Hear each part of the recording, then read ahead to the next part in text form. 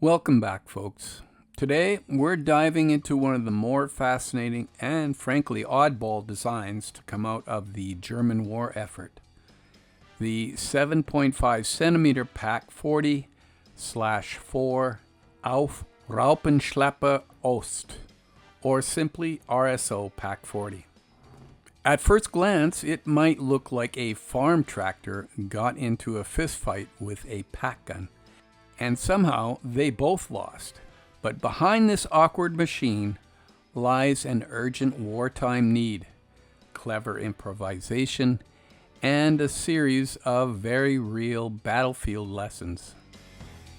In late 1942 and into 1943, the German army was under extreme pressure on the Eastern Front. Soviet tanks like the T-34 were everywhere, and towing anti-tank guns by truck or horse wasn't fast or flexible enough for mobile warfare anymore. The German Artillery Design Office, Sprue, started pushing hard for what they called Selbstfahrlafetten, or self-propelled carriages. The idea was simple. Put a high-velocity anti-tank gun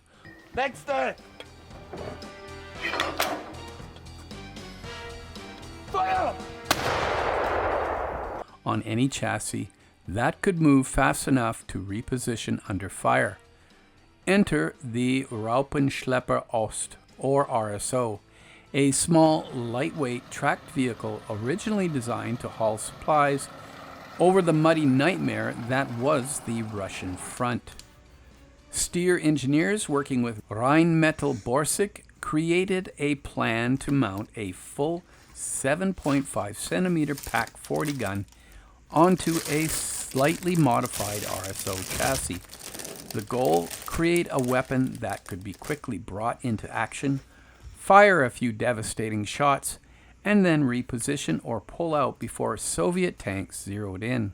Initial concept drawings were finished by May 1943, and Hitler personally approved the idea after a presentation in August. His notes praised the concept for its simplicity and low cost.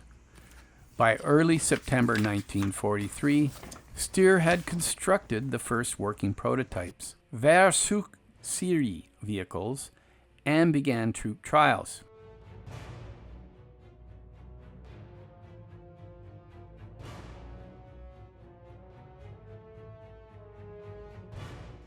Today, we're taking a close look at MiniArt's 1/35th scale kit, number 35483, and we'll walk through everything, the sprues, the instructions, the historical background, the whole 9 yards. Let's get into it.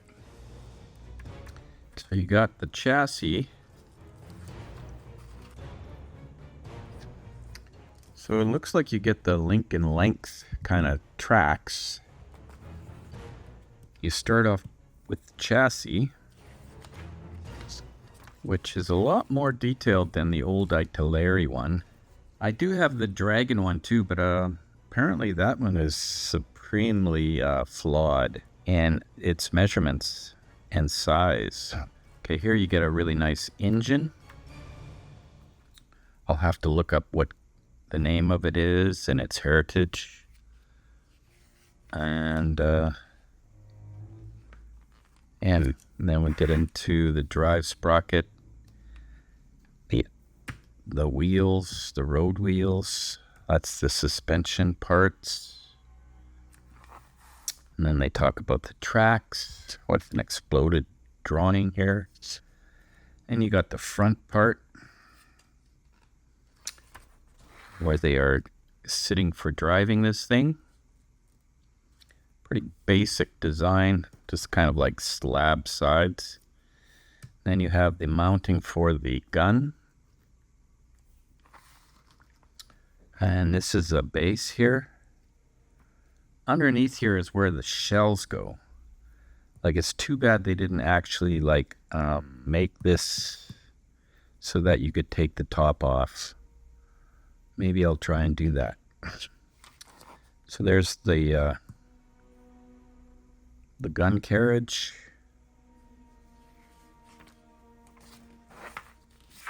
More work on the PaK 40.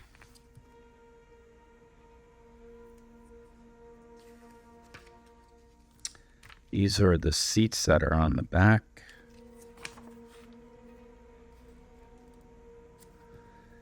There's some side pieces that come up over here. They can lie right down when they're maybe using it.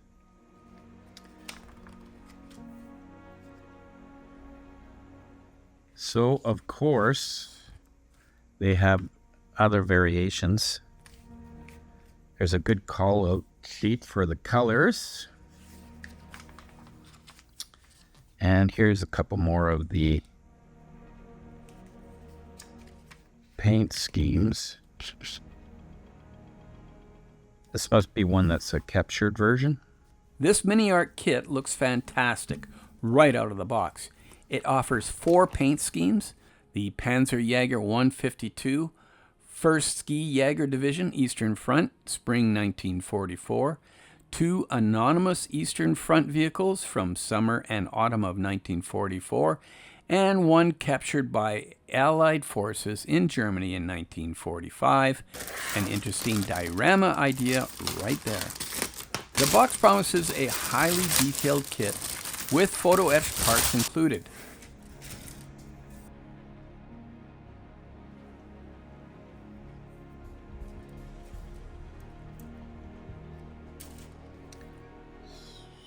Oh, this is Sprue B.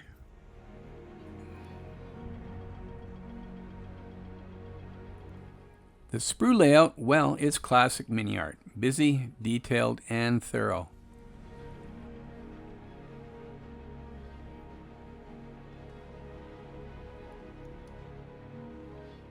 That must be for the other RSO. That's the hood.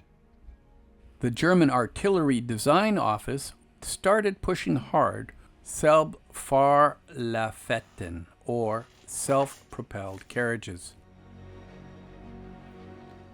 This is Sprue C. Seems to carry most of the engine parts. The idea was simple. Put a high-velocity anti-tank gun on any chassis that could move fast enough to reposition under fire. Enter the Raupenschlepper Ost, or RSO. Sprue S. This looks like it's for the gun cradle. Couple of seats there for the front, or the back end. Maybe it's the front, I'm not sure. More engine parts, the gun barrel, single piece. Here's the gun shield. This is Sprue A.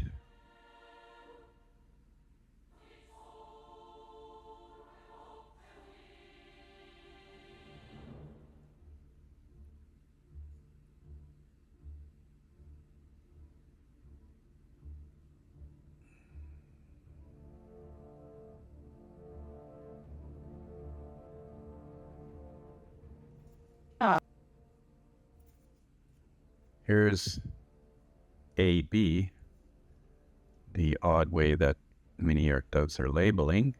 This is AB sprue.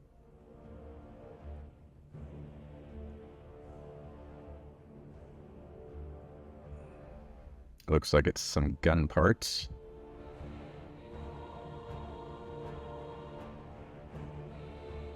This looks like a Mr. Happy Face here. All right, now we're getting into the RSO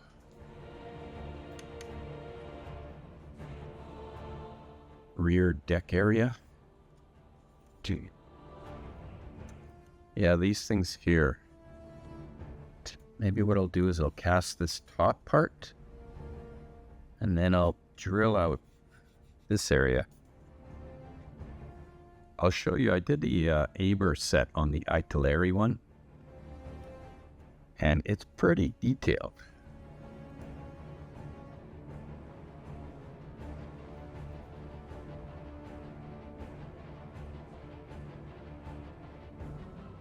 All right, here we got a duplicate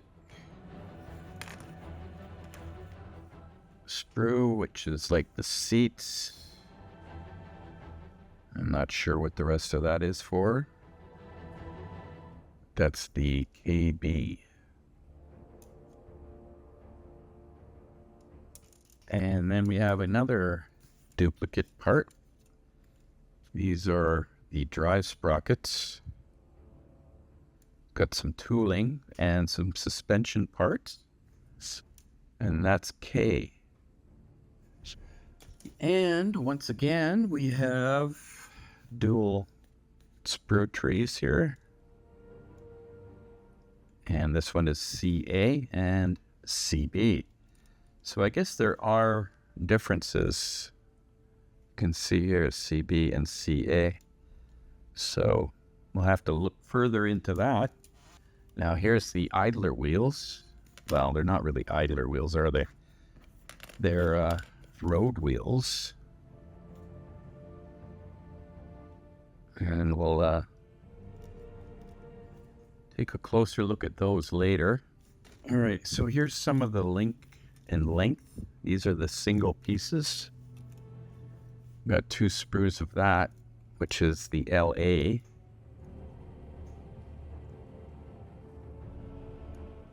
So they look pretty good.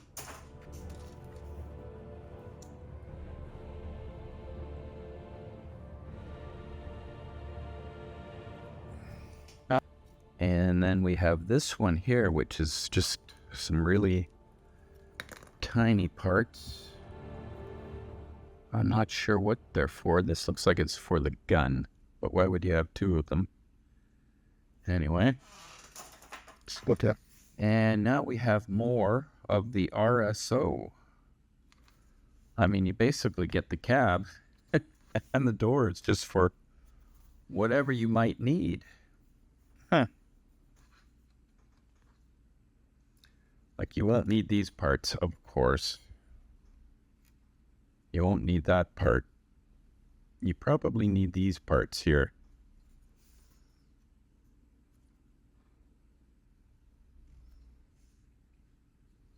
And that's an A sprue. And then you have these decals, which look pretty good. I won't open that up. And of course, this being an open top vehicle, there is no windscreen parts. And we got a little bit of a photo etch here too.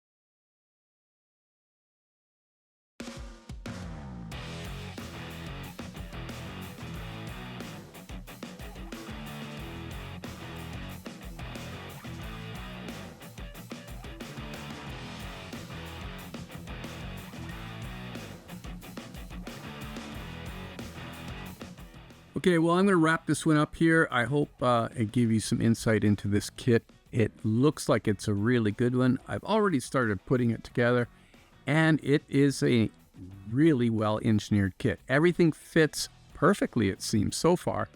Anyways, make sure you join us next time, where we're going to start working on putting this chassis together. In the meantime, and in between time, that's another edition of Jet Scale Models. Y'all come back now, you hear?